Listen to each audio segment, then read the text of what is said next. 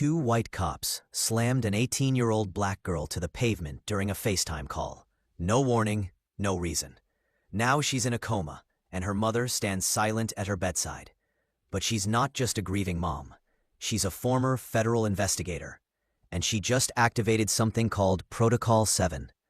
Nina Wallace stood outside ICU Room 9, her hands clenched so tightly her knuckles had gone white.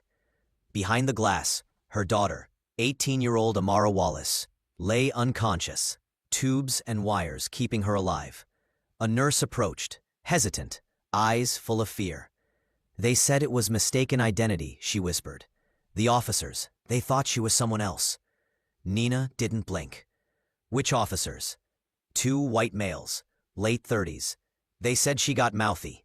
The security footage shows otherwise." Nina nodded once, her voice calm, controlled.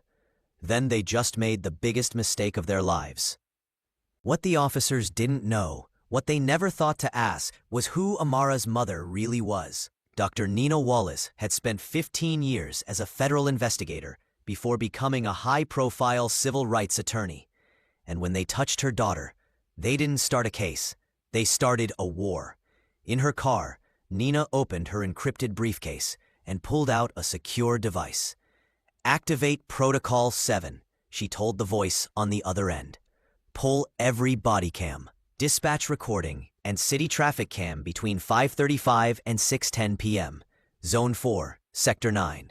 Within hours, Nina sat in front of 6 monitors in her home war room. One screen showed her daughter being tackled during a FaceTime call. Another showed the cops laughing afterward. She leaned closer.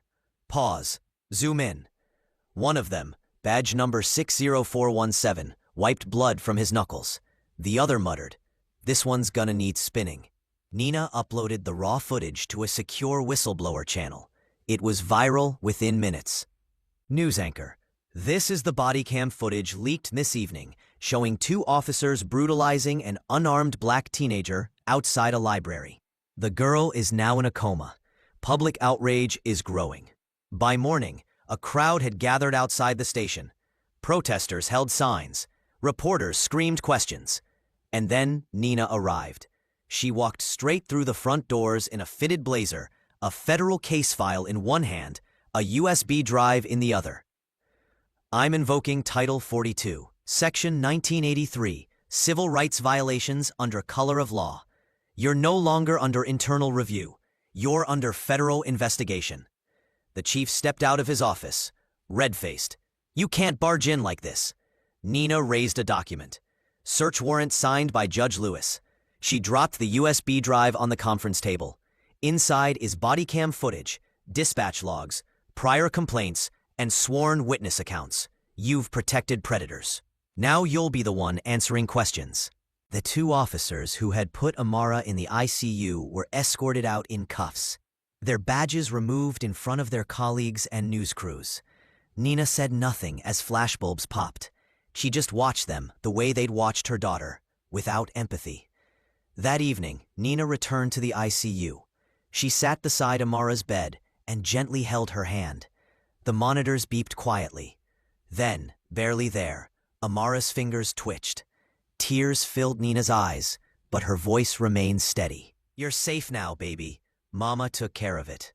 3 days later, Nina testified at a civil rights oversight hearing in D.C. "My daughter was beaten not because she posed a threat, but because she was black, alone, and in public. Until this country stops confusing skin tone with danger, no black child is safe." The courtroom sat in silence. Back at the hospital, Amara opened her eyes for the first time. Because her mother hadn't just brought her back from the brink, she'd exposed an entire system for what it truly was. Justice didn't knock that day. It kicked the door in. If this story stirred something in you, don't scroll past. Like, share, and comment below. Type "Justice must be served" if you believe no child should suffer for looking different.